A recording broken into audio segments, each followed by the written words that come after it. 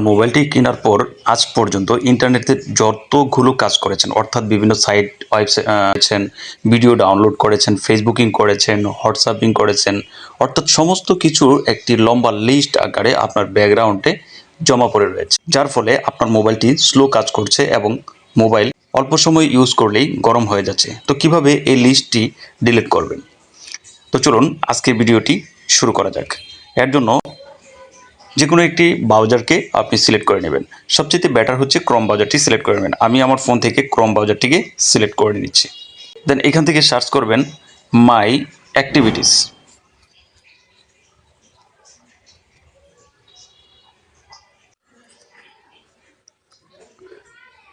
এরকম একটি ওয়েবসাইট কিন্তু আপনার সামনে চলে আসবে। এখান থেকে মাই অ্যাক্টিভিটিস এই ওয়েবসাইটের উপর একটি ট্যাপ করে দিবেন।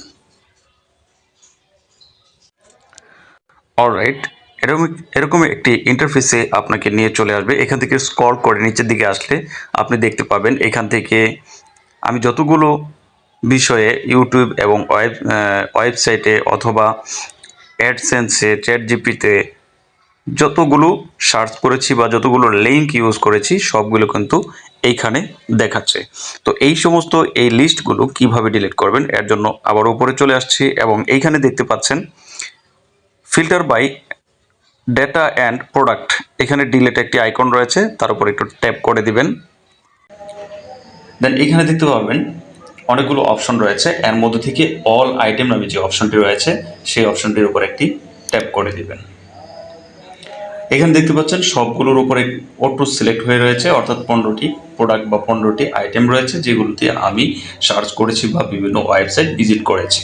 তো এখান থেকে নিচে দেখতে পাচ্ছেন নেক্সট নামে একটি অপশন রয়েছে, এখান থেকে সিম্পলি আমরা নেক্সটের উপর একটি ট্যাপ করে দেব। এরকম একটা ইন্টারফেসে নিয়ে চলে আসবে। তো এইখান থেকে দেখতে পাচ্ছেন ডিলিট নামে একটি অপশন রয়েছে, এখান থেকে আমরা সিম্পলি এই ডিলিট অপশনের উপর একটি ট্যাপ করে দেব। তারপর দেখতে পাচ্ছেন এখানে রয়েছে গট ইট, এখান থেকে গট ইট অপশনের উপর একটি ট্যাপ করে দেব। ব্যাস, দেখতে পাচ্ছেন এখন কিন্তু একটু লোড নিচ্ছে। এখানে কিন্তু আর কোনো লিস্ট জমা নেই, যার কারণে আপনার ফোনের আর লেগ হতে পারে, হ্যাং হতে পারে বা ফোন গরম হয়ে যেতে পারে। তো আশা করি আপনারা বুঝতে পেরেছেন।